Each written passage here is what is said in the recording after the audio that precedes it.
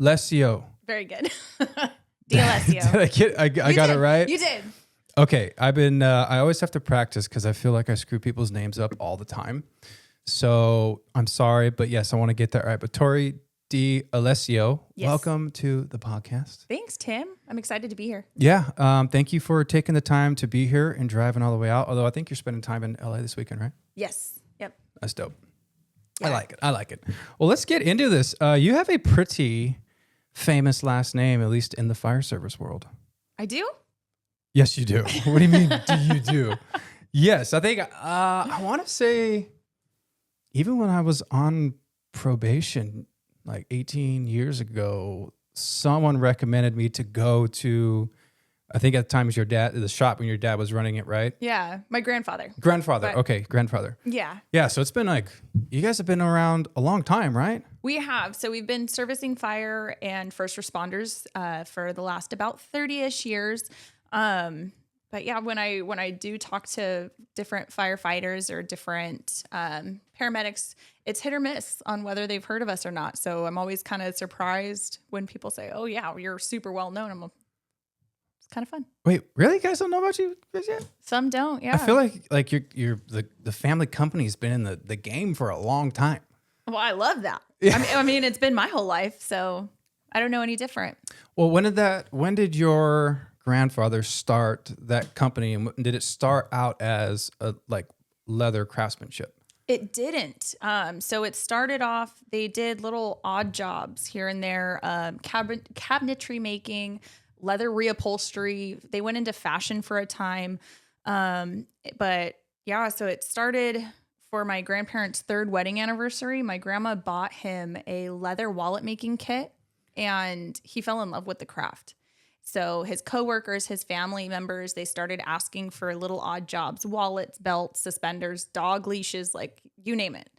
And he fell more and more in love with it. He started doing random tooled artwork for people, like commissioned work. And then one day he was approached by a mutual friend of Ray Russell and Ronnie Coleman, the owners of Phoenix Technology Incorporated, the fire helmets. And that's where we really got into the fire service. They asked him to help manufacture and design the leather fire helmet. And so that's what we're known for, is the TL2. We manufactured the TL2 for the last 30 years. Yeah, I remember when I came and did your show. Yeah. And I saw all the helmets and everything, excuse me, everything that was in there. I was pretty shocked. I'm like, wow, you guys have a lot going on here. And what's pretty unique, which I don't think a lot of people know. So you're the only manufacturer of that Phoenix TL2 helmet? Not anymore. We've split ways. We sent our last batch out in March, and we haven't made the TL2s anymore. Oh, we probably don't need to talk about that. That's fine. It's fine. So they do have another manufacturer. I don't mind talking about it. There's no ill will. We still love everybody there at Phoenix.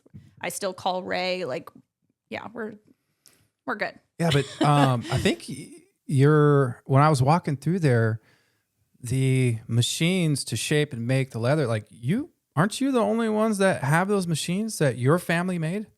That I knew of. Wow. Yeah. So Dean had made those machines. He's made a couple for other companies. I don't know which. But yeah, he had designed those presses and stuff. That's interesting.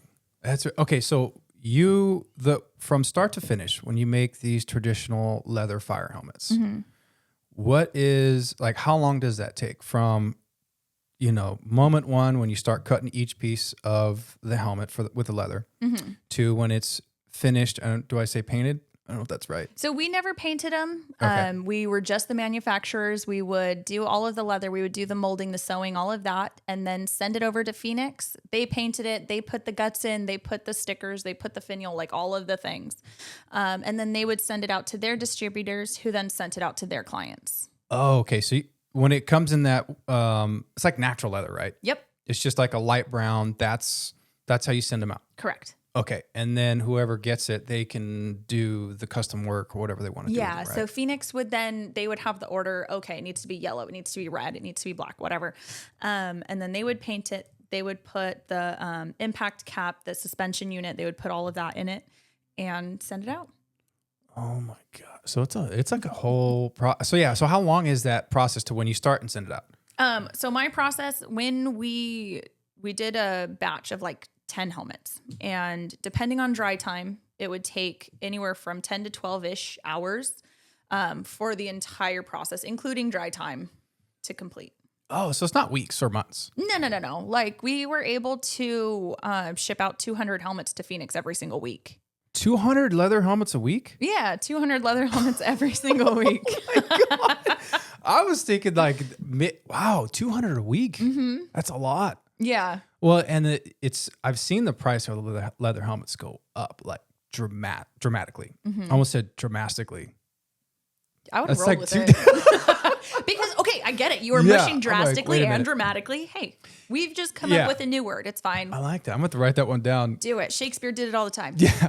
I remember back in the day getting a leather helmet. It was probably like between $500 and $600. Now they're over $1,000. When I look at it, I'm like, whoa. Yeah. Everything's gotten expensive. Everything's gotten expensive. And it comes down to the tariffs that's placed on the leather and the price of the leather itself. Like we pay, because we get it in such large quantities, we were paying like $4 per square foot.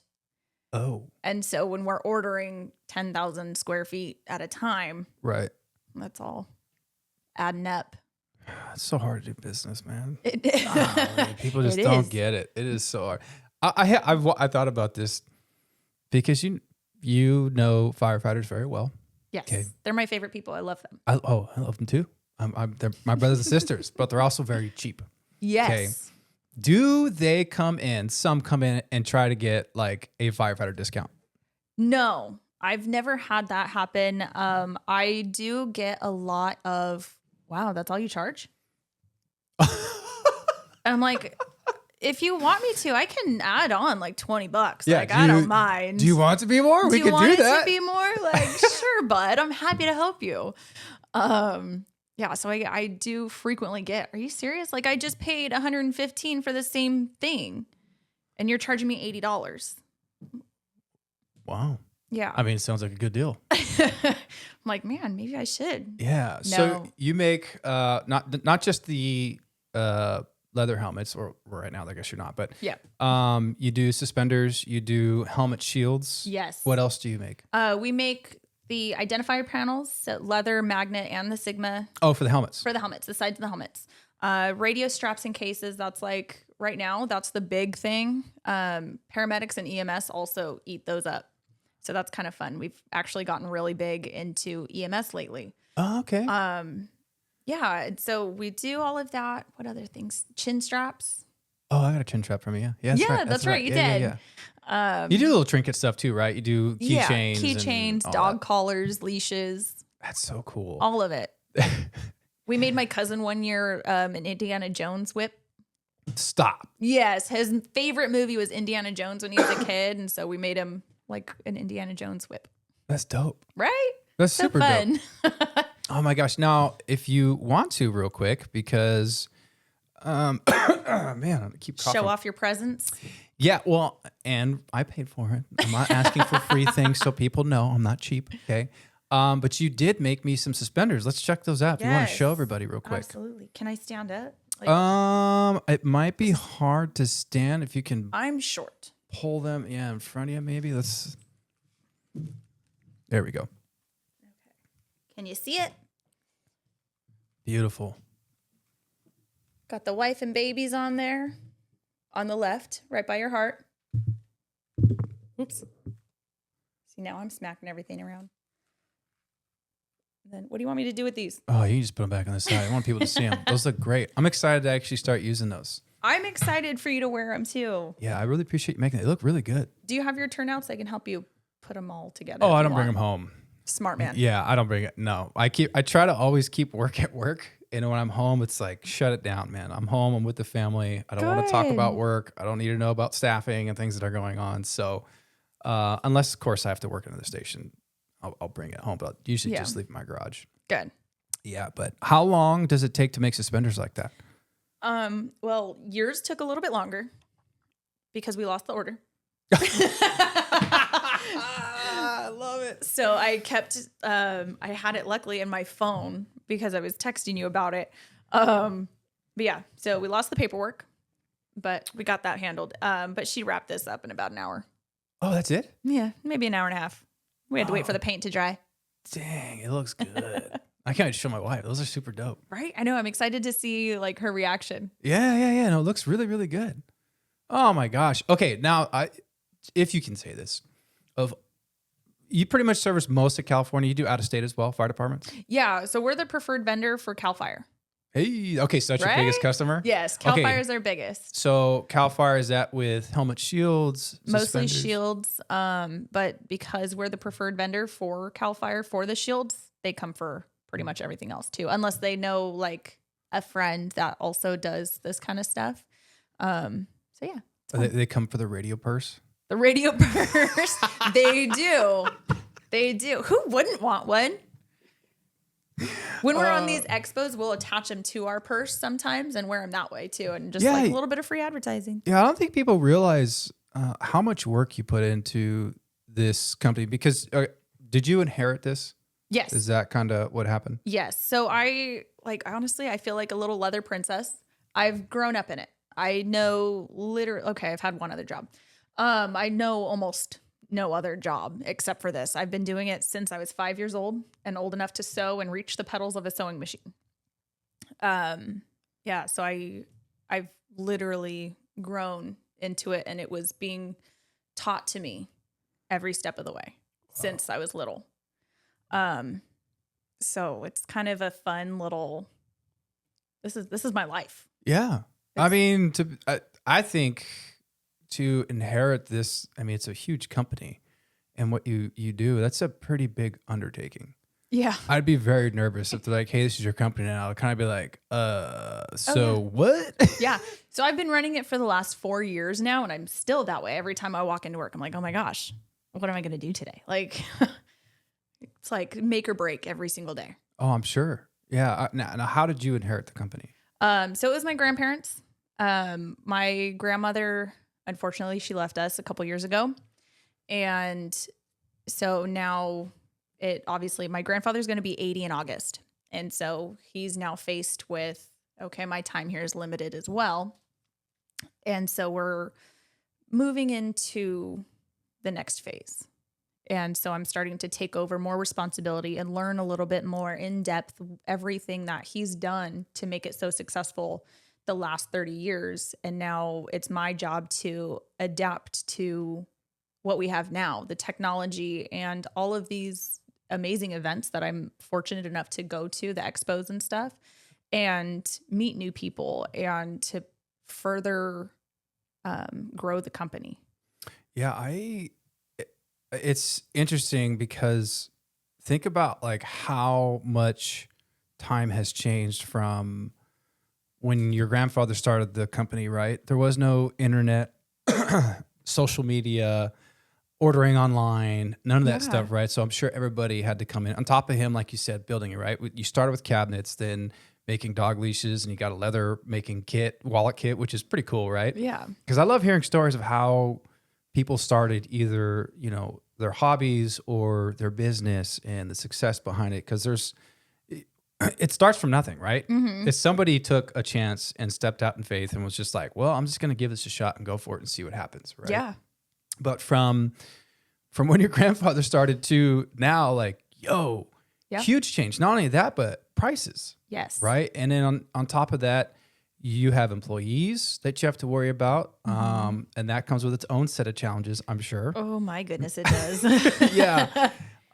So it's pretty awesome to see you took it over because that's a lot. And I don't think like most people in my career field, right? We go through a fire academy, we get hired, we do our thing, and our retirement, we pay into it our rest of our whole career, and then we retire and all that stuff. We get money, but it's so different when you're running a business. There's so much behind it, and people just don't understand. Like you're never off. You're always thinking about, okay, this needs to get done.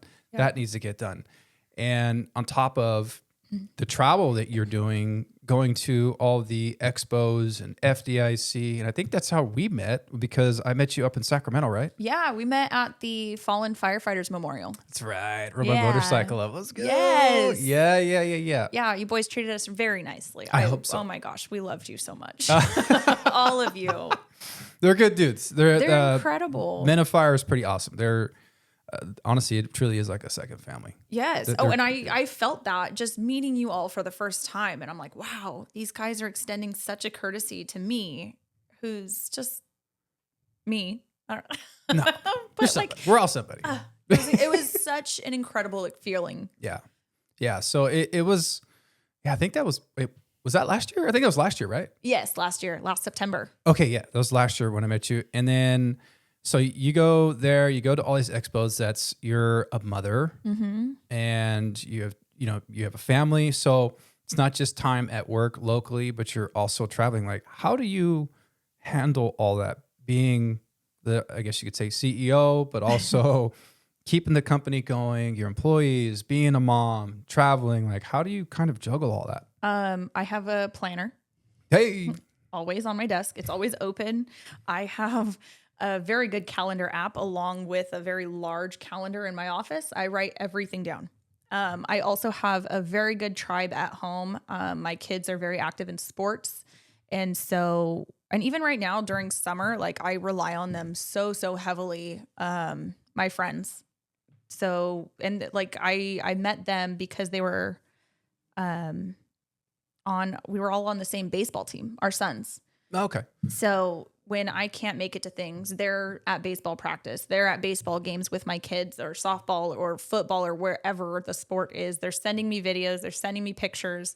And they're just incredible. Yeah, it truly, I've realized this having 2 children now. My son was born like barely 2 weeks ago. I know. He's so cute and tiny. Yeah, he's a handsome little guy. But it does take a village. It does. I mean, when I used to hear that all the time growing up, I'm kind of like, well, whatever. It didn't mean anything to me, right? Yeah. But now being, I should say, I'm 40 years old, starting a family a little bit late. I'm like, yo, man, this is a lot of work. It's so much. And it really, really does take a village. I couldn't do it without them. And then I have a really strong foreman at home for at work. And she's just incredible. Perla, you've met her. Oh, Perla's dope. She was with you when I met you. Yep. My right-hand man. She's my everything, my best friend in the entire universe. I couldn't do anything without them. Gosh, man. So how many of these expos, or if you want to say, how many times a year do you have to travel for work and to show off what you're doing with your business? So we started doing all the expos about 3 years ago. And we only started with 4 because I had to prove that these were worth going to. Oh, so we started spending the money, right? Spending the money. Okay, so what were those for? So we went to EMS World, which was in Vegas. They were all drivable. We went to Fire Shows West in Reno. We went to CFed. And then there was the big one that we got invited to actually while we were in Reno. Hawaii Fire Chiefs Association. What? So we got to go to Honolulu, and it was incredible. Like, obviously, it's Hawaii. But so far, like, our favorite has been Reno. Every single blessing that we have had in these expos and with our business in the last 3 years can be traced back to Reno. Reno can be traced back to Reno. Really? Yes. Well, how's everything traced back to Reno? So we had good success in Vegas for EMS World. We had good success at CFed, but CFed's still close to home because it's Palm Springs. So everybody already kind of knew us, but they're like, oh, I'm here. I may as well grab this real quick. But Reno. So our first year in Reno, this was 3 years ago now, we met a bunch of different RIT crews. Okay. And so they took some of our stuff back to Florida, Miami, like in Miami-Dade. And that's where we met Captain Corey Poe, who just retired actually.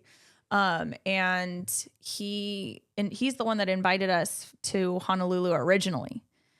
And so from there, we went and we ended up scoring a big deal with Honolulu Fire Department. We made, I don't even know how many, but we're sending out, I think 80 every quarter. Radio straps and cases. 80 radio straps and cases every quarter. So 320.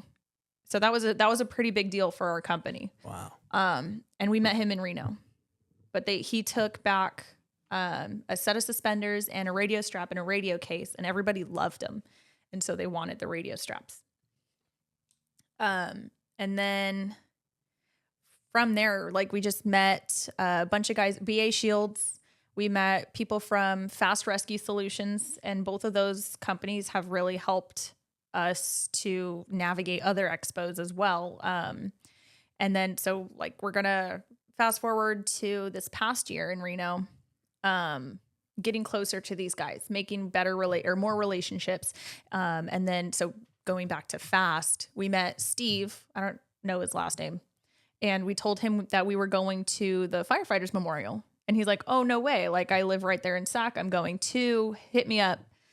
And so I did. I'm like, hey, what's a good spot to eat? We're looking to go get a couple of drinks. And so he invited us to the rooftop with you guys. Oh, sick. Okay. Yeah. And so that's how we met you. So it all just like travels back to Reno every single time.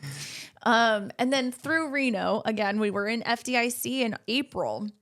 And because of the guys at BA, Cody and Pat, they're incredible men. They introduced us to Taylor from Taylor's Tins. Oh, what? And like, so, and he knew me, or knew of us, which, oh my gosh, I fangirled because it's Taylor from Taylor's Tins. I love it.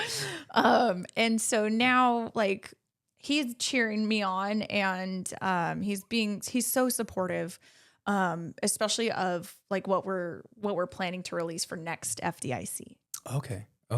Yeah. So FDIC is a pretty big one. FDIC is huge. It's the biggest fire show in the United States every year. And by golly, it's terrifying. There are so many people. What is it? It's terrifying because of the people, or? Yes, it was so busy. Like there was no downtime, and we were in Lucas Oil. So it was crazy. Our legs were like shaking by the time we were done.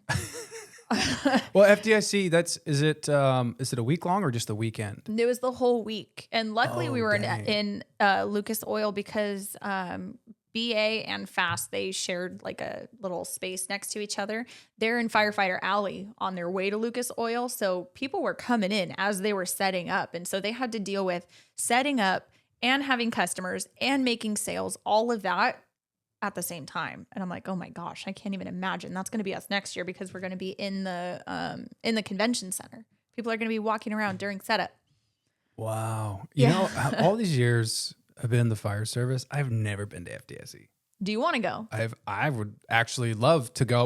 Where's it at? Indianapolis. Is it in Indianapolis every single year? Every single year. Okay, I might have to go this next year. You should definitely go. Yeah, I've never been, but I know a lot of, just from the podcast and teaching and other stuff I'm involved in the fire service.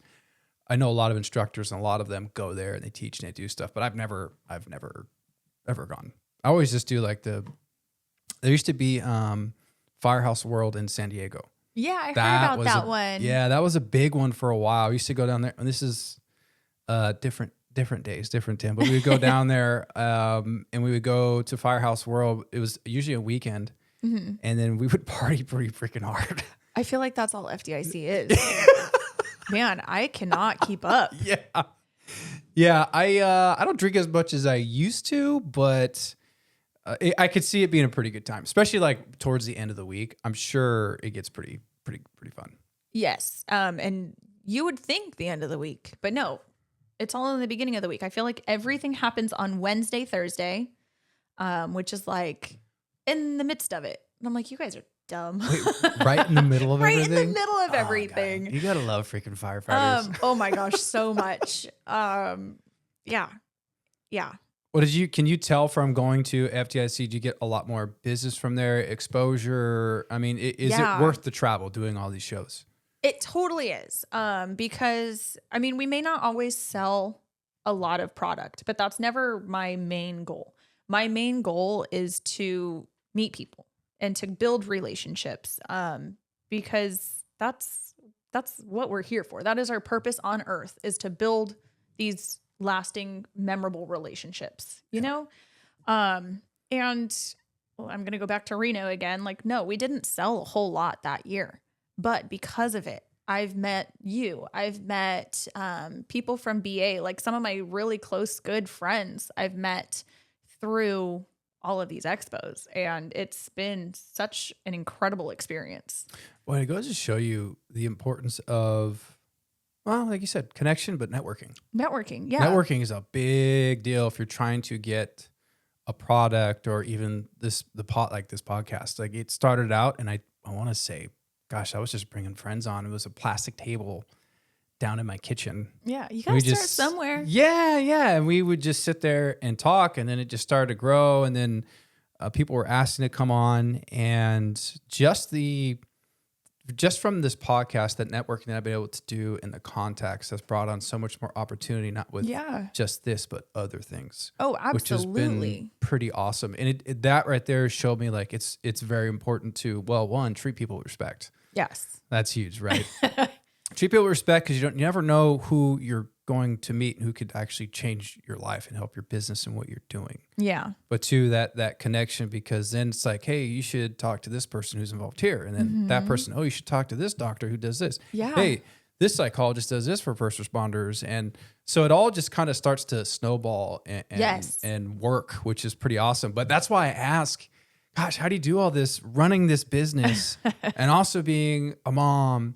And then you need to tend to yourself as well. And because now being a father of two, and, I want to make sure my family's first, I'm like, I got to really be careful how I'm spending my time. Like for me, especially before we had our kids, and then like with the podcast and other stuff, I would always be, oh gosh, I got to post, right? I got to make something for social media. And to be real with you, if I didn't have podcasts or other stuff I'm doing, I wouldn't have social media. I'm so burned out on social media. Me too. It's such a pain in the butt. Like I keep trying and I am so bad at it. But yeah. I don't think so. I mean, you guys are posting pretty cool stuff. Thank you. I appreciate that. But when I remember to post. Yeah. That's the hardest part. It's so hard. But yeah, I was like, so it's all about balance. Thank goodness everything slows down in the summer. Like, oh, I didn't know that. Yeah. So you guys, it's your busiest time of year. Yeah. You guys can't call me when you're busy. I mean, true. Or probably too vacation, because guys or people's kids are out and they're probably going out and doing things. Probably. I just know our entire state's on fire. And so I figured you guys are all there. I mean, that's so true. Yeah. We're always in fire season, but yeah. Yes, always in fire season, but it does get a little bit worse. It feels like in the summer. So we start to slow down, and that's when I take the time to be with my kids. Okay. So, because I've been able to show Perla, what I used to do in production, and she's been able to show people what she typically did in production. Like, she now can handle everything production wise. So I come in, I'm still there in the morning. I get there at about 5:30. 5:30? Yeah. Let's go, dude. Go get her. God dang. Dude, it sucks though, because that means I'm in bed falling asleep at 7 or falling asleep. I have done this. I have fallen asleep at the dinner table, and my son woke me up and I felt terrible. I love it. I laugh because I know what you mean, because now after my son was born, I think it's been 3 weeks. In the evening, once both of the kids go down, we'll sit on the couch. Like we used to always let's throw a show or a movie on, or a lot of times we'll just kind of hang out and talk, right? Yeah. Do our thing. And now when we sit down, the next thing you know, it's like, all right, who's going to fall asleep first? Yes. And it's always me. My kids, they won't even ask me to watch movies anymore, because they're like, oh, mom's just going to fall asleep. I'm like, sorry guys. Yeah. But yeah, like the other day we went to Soak City. I think it was Tuesday. We went to Soak City with my tribe, the two women from my baseball team, or my son's baseball team, Ashley and Steph. I could not live without these women for my kids. Like, oh my gosh. But we were all at Soak City, and I was just working on my phone and walked right past them, and they're like, hey, we're over here. I'm like, oh shoot, you're right. There's the cabana, but in the lazy river, making a post on Instagram and all of those things. But like, I'm still able to be there. Yeah. You know? Yeah. And then the kids are still having fun. I'm still being with my friends, and we're all still in it. Like, it's balanced. Sometimes it's There's a little give and take there. Exactly. Yeah, it's not. I've had to really learn that. So now, I will usually. Everyone says like, oh well, the algorithm, and you need to post 2 times a day or every other day or whatever. At this point, I'm like, look, I don't care. You're either gonna listen and follow this stuff, or you're not. Or you're not. Yeah. Yeah, like it is what it is. Like you can be a part. You don't have to be a part of what I'm doing. I don't care anymore. Like I have other things I need to do and get done, and my faith in my family's first. So I've gotten to this point now. I post and ghost. Yep. I post and I'm like, all right, I'm off. I'm doing my other thing. I'll look at it maybe a few days later. Yeah. And comment back. Of course, people commenting and all that. But there's a few people like, hey, you could really grow your podcast to this and your following, and I'm kind of like, you know what, like that's cool, but it's not that important to me as far as having a lot of followers on Instagram. And I get you want subscribers and people buying into what you're doing. Yeah. But I always say this on here. At the end of the day, having a lot of followers on social media is like being rich at Monopoly. Doesn't matter. It doesn't matter. It doesn't matter. Yeah, it doesn't mean anything, right? I mean, unless you're the top, like 3%, where I believe like maybe The Rock or Kardashians or some of these people, they get paid like $10,000 a post or $1 million a post to post for a company, whatever. The reality is most of us will never get there. Maybe, I don't know. I don't want to tell people they can't. Yeah. But there's other things that are important to me instead of just trying to show off on social media. And I'm pretty strategic too on what I put up. I don't post. I do a lot of like on my stories, I'll post my family. Yeah. But I don't post a lot of pictures of them. Yeah. Like I'm real strategic as far as it'd be like firefighting or skydiving stuff or surfing or whatever madness I'm into for the day. But it's also, I feel like we've kind of lost a little bit of privacy, and where now privacy is a luxury, and people are realizing like you don't need to put everything out there. It's actually not smart to put everything out there. Not at all. Yeah. Especially with kids. Yeah. So, there was I've said this on here before, but I read this story of a mom who was trying to get her daughter to be like famous on social media, have her own Instagram. Yeah. And it was a little girl. I think she was, I don't know, 2 or 3 years old. Well, she started from when she was like a baby, but this happened after a couple of years, and the FBI contacted her. Oh my gosh. Yeah. And they said, hey, just to let you know, your daughter's pictures from social media are showing up on child porn sites. And I was like, dude, that's why if there's a photo of my child, like it's going to be all of us together. Yeah. Oh, absolutely. So that all I have to say, it's like, and then social media, it's such a love-hate relationship, but it's so necessary now with business and everything that you do. And even to the point where background investigators for police, fire, whatever, they're like, what, you don't have an Instagram? Yeah. Then they think something's wrong with you. What are you trying to hide? It's like, well, I'm not my life trying to hide it. Yeah, exactly. Like, it's like, so all I have to say, it's almost like privacy is a luxury now, but it can be used as, I don't want to say weapon, but it's so strategic in business, what you're doing, what others do who own private businesses. I mean, look at fire departments. Yeah. Fire departments have They're Instagrams getting huge, now. Yeah. Oh, massive followings. And at least when I first got on, what you do is cool, guys. Like what you do is so cool. I got to ride in a fire engine like recently. Oh my God. I didn't want to leave.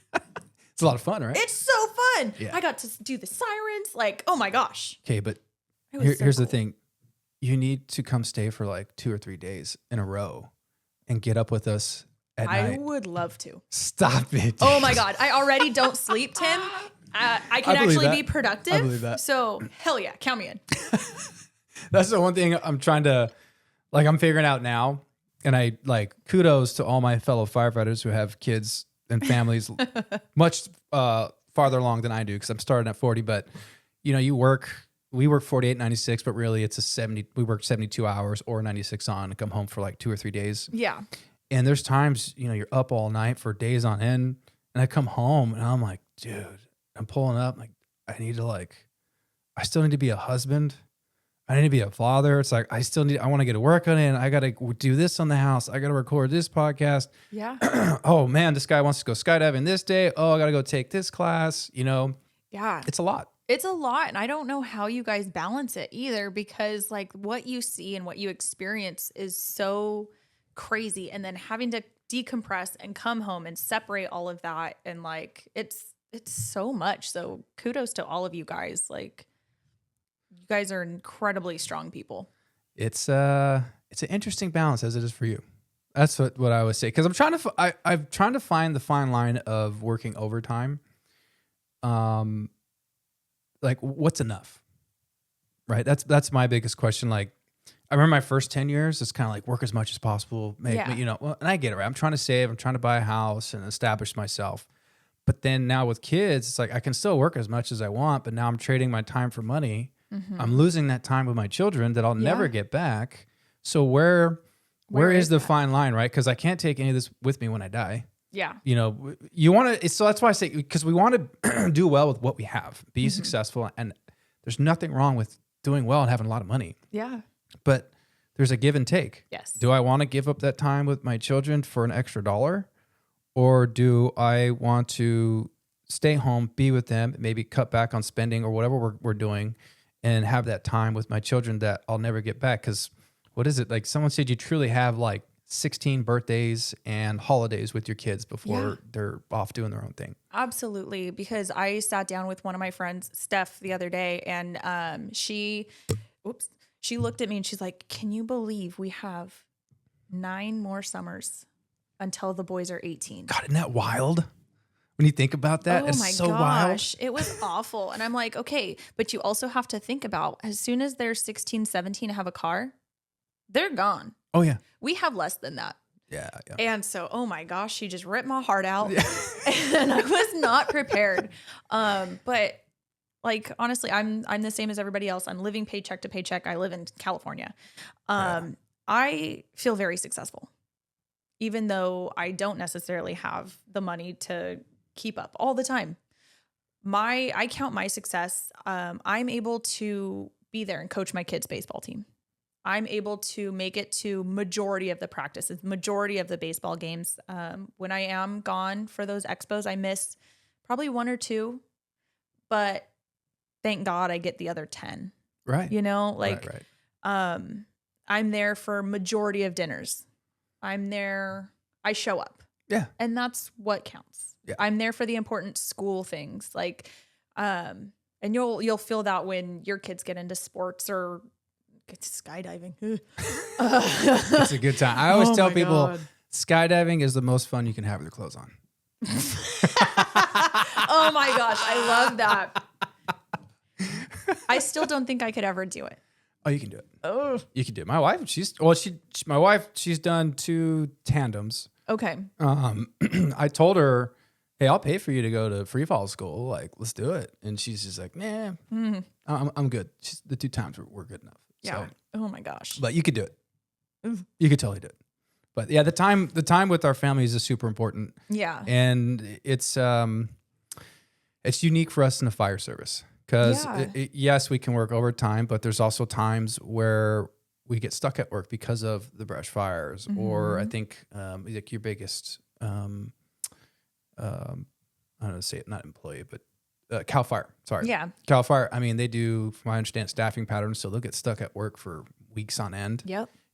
And what people don't understand in the fire service world is when someone calls out sick, it's not like, well, the work, no one's there for the day. Somebody has to fill that spot. Somebody has to come in. Yeah. Somebody has to be on that rig. Yep. So it's very different. So we do get stuck at work a lot, but it's hard, right? Because I don't want to complain with forces is what they call it, right? Yeah. Or the overtime, because it has provided a lot. But again, like you're exchanging something. Yes. Right. And thank God your family is able to come and visit you as well. Like that's such a cool experience. I mean, I love going and visiting my friends at their stations.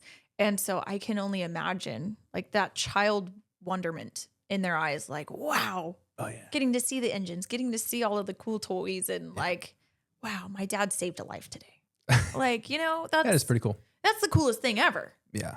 Yeah. It's unique. It's so unique. It's very unique to what we do. But I always try to encourage a lot of these dudes, like, hey man, like if you don't have to work, don't go home, man. Go home. Because it kind of, get into really interesting area here because some guys get all bent out of shape when I say this, but they, the fire service is great and they sell you this golden nugget, like this is amazing, job of a lifetime, blah, blah, blah. But you guys burn out too. Oh yeah. Yeah. And that's what they don't talk about is the Yeah. other side of it. And, they'll tell you when you first get on, make sure you're involved, get on the burn cadre, make sure you teach at academies, take on projects, this and that. But that's more time if you have a family, right? Yes. And when I was single, I was all on board, Yeah. right? But now when you have a family, it's different, Yes. right? I want to be home as much as possible, but I also need to provide, but I want to advance my career. So it's this interesting shuffle of trying to, okay, where do I get involved? Where do I step back? How do I line this out so I do it properly? So, I don't want to just give my best at work and then my family second best. Yeah. That's not fair. No. They don't deserve that. Yeah. But I mean, you obviously have a good head on your shoulders and your family's always going to come first. But it's just like with any job, you get out what you put in. Yeah. And I mean, same with your family. Yeah. You get out what you put in. And I think that that's what they're trying to instill in these young guys or gals. It's the same with that job. Yeah, it's God, it's so interesting because there's times there's times I'm like, God, I hate this job, and then there's times I'm just like, I freaking love this, right? But let's be real, that's probably any job. It is. I have so much paperwork scattered all over my desk, and it's still gonna sit there because I can't deal with it right now. Yeah, no, I feel you. I feel you big time on that one. So when it comes to when did you take over? What year did you take over? What year is it right now? Mom core. That's mom core for you. Oh my gosh. I woke up today and I'm like, what day is it? We're in 2026. 2026. Okay. June. So probably 22, 23. I don't know. It's been about 3 or 4 years. Okay. So was it like they came to you one day, we're like, sit down. We're going to have a talk. You're going to sign this paper. I would have shit myself if that were to happen, Tim. Oh my gosh. Or was it like a gradual thing? Like, hey, we're going to start prepping you to get ready here. It's been gradual my whole life. Okay. Throughout my entire life. Yeah. From when I started, I worked there in high school. I worked for about maybe a year. I took a year off. I worked at Five Guys in Norco for a little bit. Hey, you worked at Five Guys? I worked at Five Guys while I was in college. Crazy expensive. Oh my gosh, yes. Yes, so I was a manager at Five Guys. Okay, respect. And then I was like, you know what? This sucks. And so I came back home and continued where I left off. I was 19. And I was like, you know what? I'm back. This feels right. This is what I want to do. This is where I'm comfortable. This is what I love. I've loved it since I was 5. And so from there on out, it was just like, all right, you're serious about this. We're serious about this. All right, put your big girl pants on and this is what it is. It's so wild. So yeah, so from I did manufacturing my whole life. I still, every chance I get, I'm out there. Yeah. And then I started answering the phones and answering questions and dealing with the customers. And then I started doing the payroll, and then I started doing QuickBooks and keeping the books. And so it was very gradual process. It wasn't just overnight, boom, here you go. Here's the wolves. Well, that's really cool how it happened, because it seems like you work through every position. So you understand the front desk, answering calls, payroll, manufacturing, right? Instead of just going right into it. Okay, you're running it now, right? Yes. It's just like if I were to get hired all those years ago. God, I sound like one of the old guys. All those years ago. And then they make me the chief right away. Yes. The fire department would fail. Yeah. I don't know the operate. It's like, because so many people now, and I hope I'm not trying to be a jerk when I say this. And again, I sound like the old guy. But it seems like generation now, it's like they want to be at the top immediately because I have certs, I have degrees, and this isn't any job. And you need to start at the bottom. You need to start at the bottom. You need to learn. You need to learn. You can't just immediately be at the top of the ladder. You got to climb. Yeah. And that's where we do most of our learning. And I said it earlier, I really feel like the leather princess because I grew up in it. I was groomed in it for my entire life. That's all I know. And so it's just, I read something the other day. Actually, I didn't read. Watched the video. Same thing. It's Yeah. fine. Yeah, Why watching. would you admit that? Like, just say, "Oh, I read this the other day." Sounds a little bit more astute. Yeah, I do like to read, but no, it was really cool video, and I look back on my life, and I feel like it's kind of true. Where this guy said, if you look at trust fund babies, most of them are a disaster, and they're unhappy. Okay. And it was some study that he did. He's like, but if you look at people who started from the bottom and they had to work for everything they had, they are typically the happiest or happier people. Yeah. Because it really isn't the success, it's the journey and the climb and the fight along the way that ends up being hard but enjoyable. And you can look back and see, dude, I earned all this. Like, you have purpose behind your drive instead of like, this is, I just got $1 million, $10 million it's given to me. Oh, absolutely. And those help build your character too. Like, you can't just wake up and have everything handed to you, because that's just going to turn you into a huge dick. 100%. Like, 100%. no, you have to be beaten down in order to learn some humility. Yeah. Yeah. I mean, I part of me being a creative, if you want to call it that way, because I grew up doing music and art and all that stuff. So I like to create. So I like seeing things come together and build up, right? See it work. Yeah. Just like when it comes to writing music or putting together a class or even the podcast. Because I can look back on where we started to where we're at now, and you kind of like, this is rad. Yeah. This worked out really good. Like, it was a pain in my freaking side, and it was frustrating, and things failed at times. But now what we have and how it's just kind of streamlined and cut in this entire studio that's been built out, it didn't happen like that. We had to learn along the way. And that's the biggest thing I tell a lot of people with anything that they're pursuing or doing, because a lot want it to be perfect right away. Yep. Everything has to be set just right so we can go. It's like, just go. Yeah. Just take the first step and learn. If you listen to our earlier episodes, it was a mess. Okay. And we were hammered.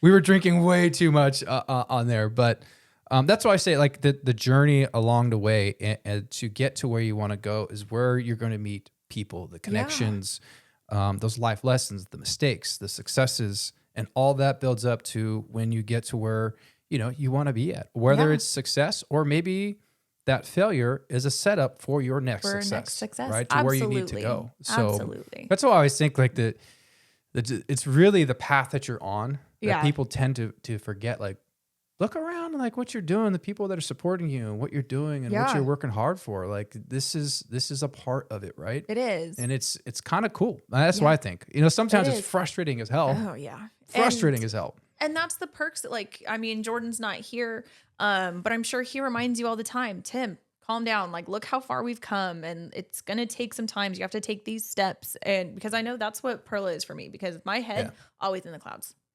Always in the clouds. I'm always dreaming of the next thing and how can we get there, like, right now. And she's like, whoa, we got to take a step back. Let's do this, this, and this. Talk to this guy over here, and then we can get there in a month or two. Right. You know who that is for me is my wife. Yeah. She's the one who, God bless her, she always, she'll tell me, hey, slow down. Yep. Take a step back. It's not as bad as you think it's going to be, or you don't need to have this done, or just make this decision, do this right here. Yeah. Like, calm down. It's good. Or Tim, like, we're doing great. Yep. What are you stressing over? I'm like, because my thought is, I think I've been successful in a lot of things is because I'm very hard on myself, and I always think I can do more. I can do better. I can do more. But then it's like, okay, but you also got to give yourself grace. Yes. So that's one thing that my wife slows down. It helps me slow down and remember, like, hey, just chill for a second. You know? Everything's going to be fine. Good. Everything is going to be fine, supposedly, right? Like, I mean, look, in my short 40 years on this earth, of making good decisions, bad decisions, and things working out for the better or not, it's always been okay. Yes. It is what it is. And people will come and go in your life, and that's fine. And that's something I had to also learn as an adult, that not everyone's going to be your friend for a lifetime. Yep. Some people only stay for a couple exits. Other people are there for the road trip. Ooh, I like that. I got you. I like that. Yeah. I mean, okay, you just summed that up perfect. I don't need to say anything else on that. But yeah, because I think before, I mean, I'm saying, but it's like our friends, your friends, and we're gonna be homies for life or for a girl. But people grow, their families change, move away, and it's okay. It is what it is. And so learning that there's like phases and some people come in and come out, and it's a part of just your growth as an adult. And it's not easy because I don't think personally, I don't know if you feel the same way, but there's nothing my parents could do to prepare me for real life. No, absolutely not. Real life is brutal. It's unforgiving. People will smile on your face and stab you in the back. Yep. There's just a lot to it. And then learning to navigate socially with people. And then on top of that, now add in social media, right? Yeah. It's wild. It's crazy. It is. Yeah. So it's all that to say, it always works out. It does. Any day above the dirt's a good day is what I tell people. Oh, I like that. No matter how much it hurts, any day above the dirt's a good day because life truly is a gift. And that's something that I see, unfortunately, in this career field is a lot of people making a permanent decision to a temporary problem or having those ideations. And it's like, hey, slow down for a sec. Yeah. I know this hurts. I know this sucks, whether it's, from your own choice or it's out of your hands and something happened, but you take a breath, slow down, back up, breathe a little bit. Like sometimes it's going to get a little dark, but the best is yet to come. Yes. I read something the other day. It was like, I know it's been raining in your head a long time, but think of the flowers that are about to bloom. Ooh. I'm like, that is so cute. Okay. Like, okay. right? Yeah. I can't say at the firehouse, but I mean, no, that would be very gay. How much that would work out. That would be hilarious. Wait, can I be there when you say that? I'll hit you up. I'll call you and put you on speakerphone. That's what I'll do. One of my last things I do want to ask you though is what for you in D'Alesio. Very good. I got it down. D'Alesio. Okay. D'Alesio. Yes. What is the hardest part about running and owning that? The hardest part. My gosh, I don't even know. I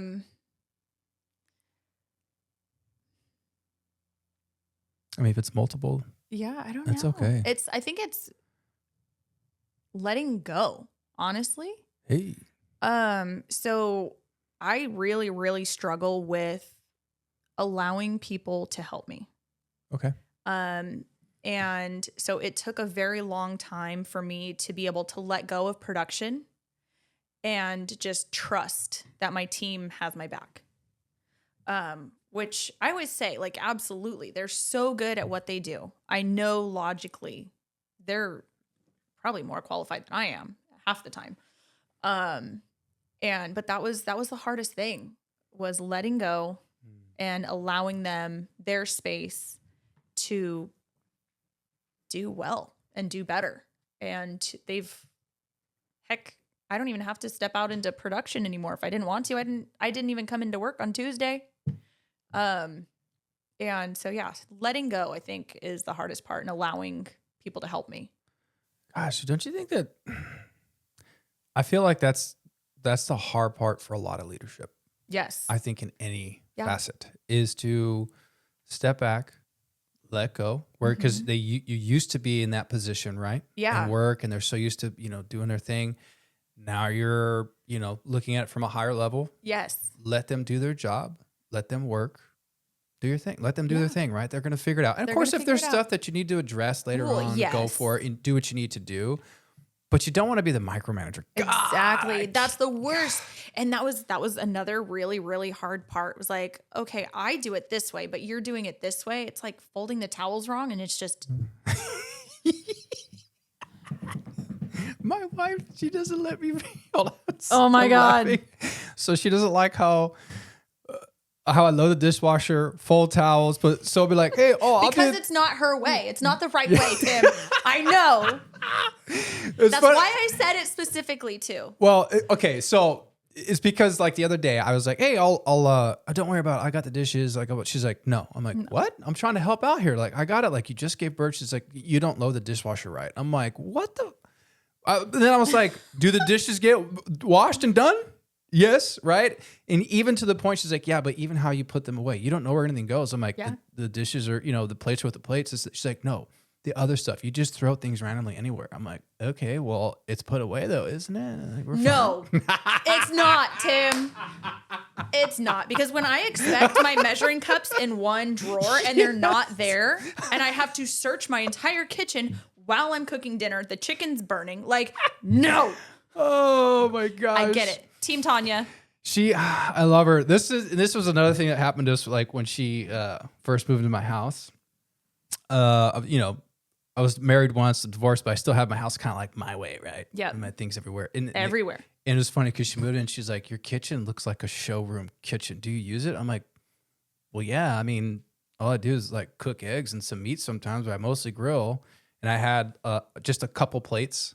I had a few forks, spoons, knives, and this. And I'm like, I don't need much. I got my own thing here. And then everyone kind of has like a junk drawer. Yes. Well, okay. So if you picture like you're looking at the stove where I guess your spices and stuff are supposed to be, that was my junk drawer. I just had stuff piled in there. Timothy Fisher. Oh, sweet Jesus. Yeah, and I had all my seasoning across the kitchen in a whole nother cabinet. And she came and she's like, what is going on with your kitchen? I'm thinking, what? It's fine. Like, I know where everything's at. But that's so illogical. Well, maybe, but I knew where everything was. Okay. And then I come home from work one day and I go to find like this random charger I needed for something. I open that junk drawer, like where the spices, I guess, are supposed to be. And spices? Spices just lined up. Good. They look good. And I was like, Tanya! What? And I start opening drawers. I'm like, dude, where is everything? She's like, I reorganized. We're good now. So she didn't reorganize. She actually organized it. Okay, I stand corrected. Yes, she organized it. So it was funny though. And what I love about this is like it was kind of like for me it was a little uncomfortable at first because like she even painted the rooms and she redid the stairs. She made it a home. Oh, and that's what I'm saying. She totally made it a home.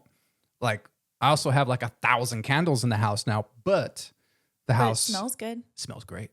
Yep. It smells great. But she definitely made it home. She has like curtains up and all this stuff because I don't think I even had any of the walls painted.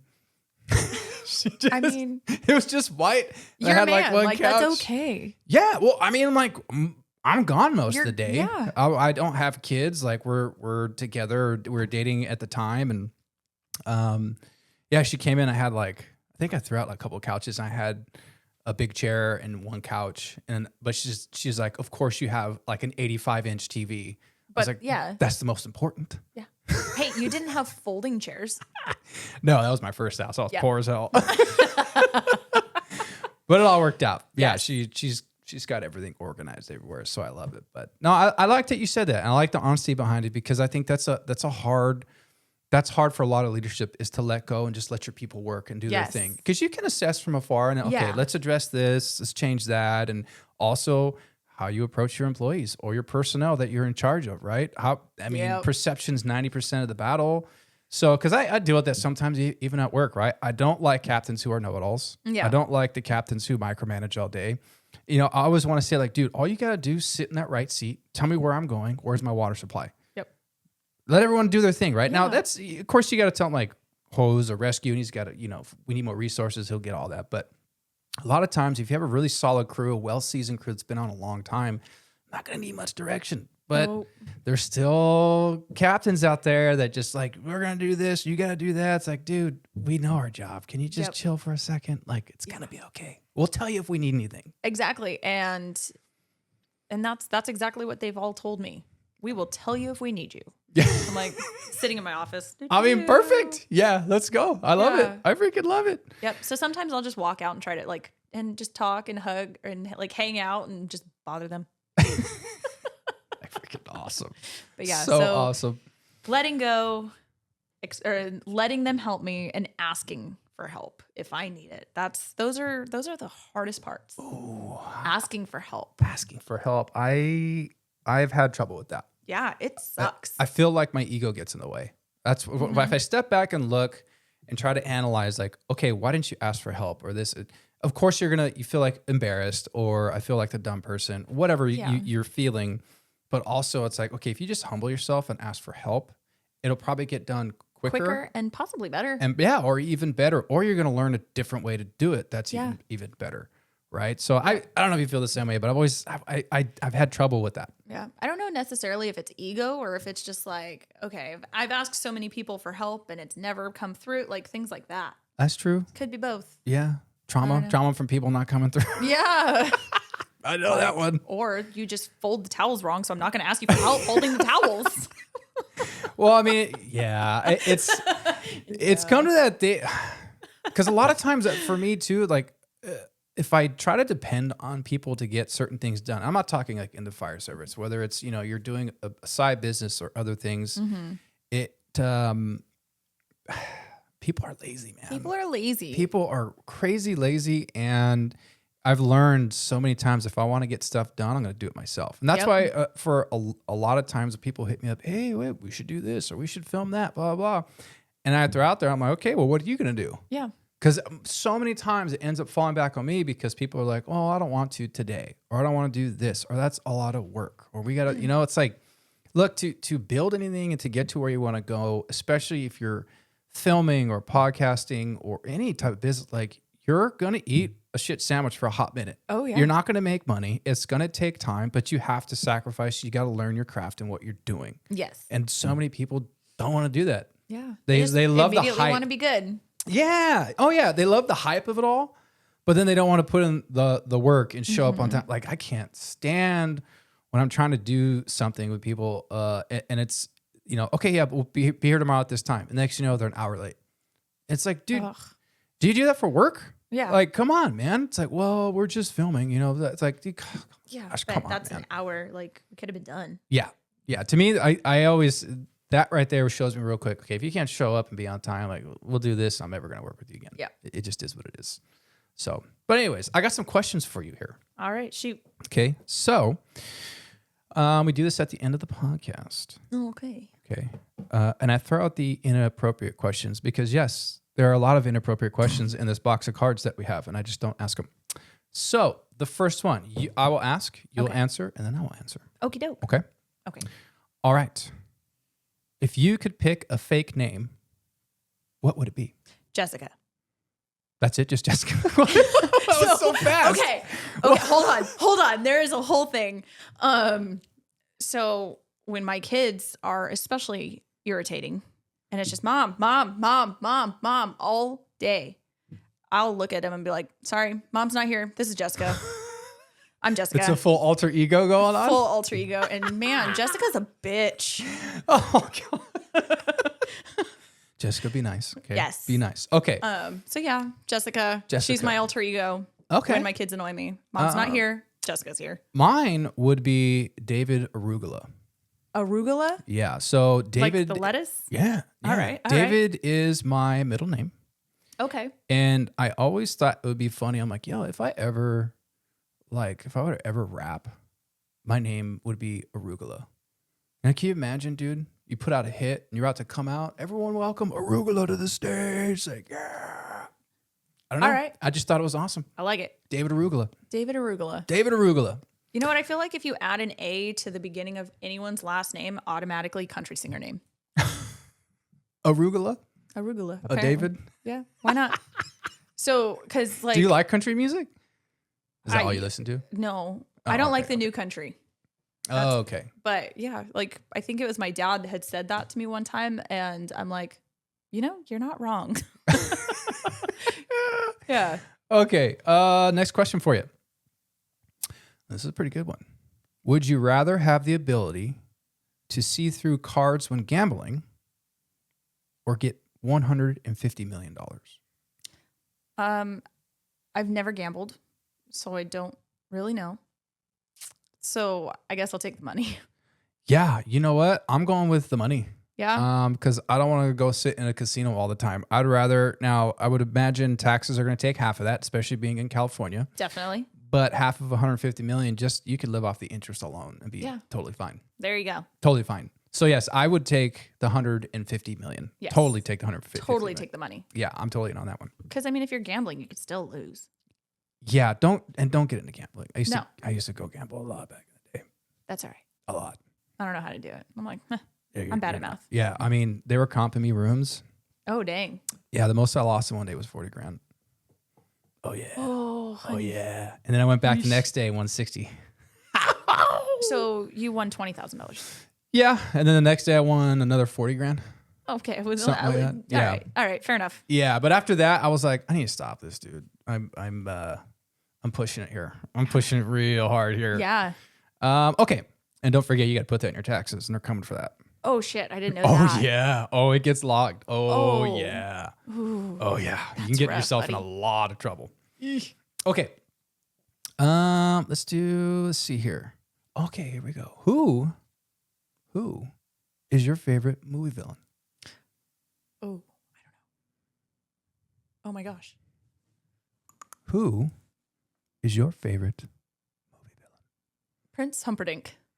Wait, what? Oh my gosh. Great poll. Right? Yeah. Okay. Princess Bride is my all-time favorite movie. It's been my favorite movie since I was a kid. As you Ugh. wish. I love it. I love it. That's a great movie. Yes. Great, And dude. he's Good just poll. so dumb. Yeah, 100%. So stupid. I Such a haven't- stupid man. I haven't heard that movie in that name in a long time. Ugh. Prince Humperdinck. My favorite movie villain, Joker. Yes, that was Yeah. up there. But then Yeah. I pulled Yeah. Humperdinck. And I say Joker now because as an adult, I almost think he was kind of right. I was just about to say, you know what? I get it. Yeah. 100%. Which one? I'm going to Heath Ledger's is Yes. number 1 and then number 2 is Joaquin Phoenix. Ooh, he did great. I That's the one where it clicked. I'm like, yeah. oh my God, I'm Yeah. gonna snap one day. Yeah. Yeah. I watched that and I kind of sided with the guy. I get it. You know, not to sound crazy, but you're like, dude, I get it. He was treated like crap. Like, what do you expect? What do you expect for people to act and what they're gonna do? Not to say that you should go like shoot somebody or kill No. people, but anyways, yeah, I get the Joker now a lot of villains, I should say, as an adult, you kind of look back and you're like, I think they're kind of onto something though, actually. Like Squidward from SpongeBob. Squidward. Like, I get it. I get it. Oh my goodness. Okay, the last one for you. Last one. These are good. One more. Okay. And we're done, okay? Okay. Would you rather only hear one song for the rest of your life or only watch one TV show or movie for the rest of your life? I'll say it again. Would you rather only hear one song for the rest of your life or only watch one TV show or movie for the rest of your life? One TV show or movie. Which would it be? Probably Friends. So Oh no. Hold on. Friends. I love Come Friends. on. But okay, because I switch it up between Friends, How I Met Your Mother, Will and Grace, and Scrubs. Those are the 4 shows that I watch. Those are my comfort shows. I watch one of them like to go to sleep.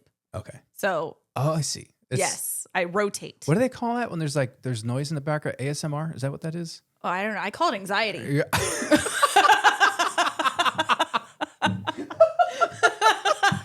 I mean, you're not wrong. Yeah, you're not wrong. You're not wrong.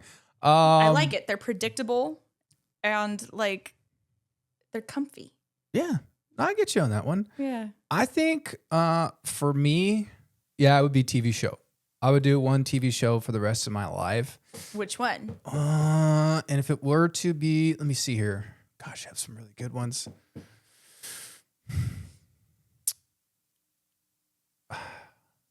I think it would be God, I don't even know. There's so many good ones. Oh, Are You Afraid of the Dark? Are you asking me or is that the show? No, that's the show. Okay. I'm like, I don't know. No, I mean, if you look at it now, it's on Nickelodeon, right? It was when I was a kid watching it. Are You Afraid of the Dark? And they got like a new style now, but it's on Nickelodeon. And it was like the kids' scary stories, like campfire stories or whatever. okay. Did you ever watch that back in the day? Like it lit a match at the end and it'd be like, Are you afraid of the dark? And they would tell scary So stories. we're only a couple years apart, but I Right. think that's our age gap. That really hurts. Sorry, bud. Yeah, that really. Well, anyone listening, if you watched Are You Afraid of the Dark, you know what I'm talking about. But anyways, you make me feel freaking old right now. I appreciate that. I got you. Yeah. At least I didn't say how old the age gap is. What are you, 30, 39? 31. You asshole. I know, I had to do that. I had to do this. You don't look 39. I had to. I was like, all right, you want to pull that one, dude? I'm 40. What are you, 39? I mean, I did say it was only a couple years, so I did it to myself. Oh my gosh, I love it. And so people know you do also have kind of a series or show on Instagram with your company, right? Yes. Go ahead and put that out there. What is that? Voices of the Frontline. So we have, so far it's been my friends. They come in and they hang out. They talk about what it's like to be a firefighter or engineer or captain. Or a chief even. They talk about their families. They talk about their experiences. You spoke about your adrenaline junkiness. And then I think on Monday, my friend Yesenia is going to drop. And she spoke about what it is to be a mother in the fire industry. Ooh. And oh my gosh, it was incredible. Awesome. Yeah. I think it's great. Thank you. That's why I want to make sure we plugged it. Yes. It's really good. I love Voices from the Frontline. And it's so great. My social media gal, Sarai, she came up with the idea. And because I do have such a good relationship with so many firefighters, she wanted to team up. And so I'm like, absolutely. I love that. Any chance for me to get to know my guys better, I'm in. Sarai's awesome too. She's is super rad. Yeah. And then how do people watch that? Or it's what's your social media handle? So it's D'Alesio _INC. And we have a new one at the last Monday of every month. Last Monday of every month. Okay. Last Monday of every month. Yeah. Good luck spelling D'Alesio. I have every time I write it down, I spell it wrong. That's okay. It's exactly how it sounds. I'll tell you what, it's a unique last name. It is. It's Italian. Yeah, it's freaking red. Oh, I was going to ask. So it's Italian. It's Italian. Oh, yes. Okay. No wonder you got so much spark. Good Lord, dude. Yes, Mexican and Italian. Like, good luck. Your poor family. God. Anyways, Torri, thank you so much for coming on. I really appreciate it. You've become such a cool and great person in my life and friend. I'm cheering for you, rooting for you. I always point people towards your company and to get you business and everything because you're not just a good person, but you're a good business owner, worker. Thanks. And thanks for what you're doing in the fire service and putting out the that series that you're doing because it is honest and people need to see the heart behind what we do in the fire service and that it's not just a cool looking fire engine uniform. There's a lot more behind it. So, absolutely. Yeah, thank you for coming on. Thank you so much for having me. This was a blast. I was terrified, but I had a good time. It's easy. It's just a conversation. It was so easy. Yeah, you made it super easy. I was thinking we got to get Sarai on here. Yes. It'd be pretty cool. Yeah. I don't know where she lives, but I thought it'd be pretty cool. Redlands. So she's a bit from here. Whoa. Jeez, Redlands? Redlands. Okay. Yeah. That's no problem. Okay, so we usually do a let's go on 3. You ready? Let's go. What's that? What do you mean? I count to 3. Okay. I say 1, 2, 3, and we say, let's go. Oh, way easier. I'm like, what are you talking about? Okay. Okay, you ready? All right, let's do this. 1, 2, 3. Let's go. go. Bye, everybody. Bye.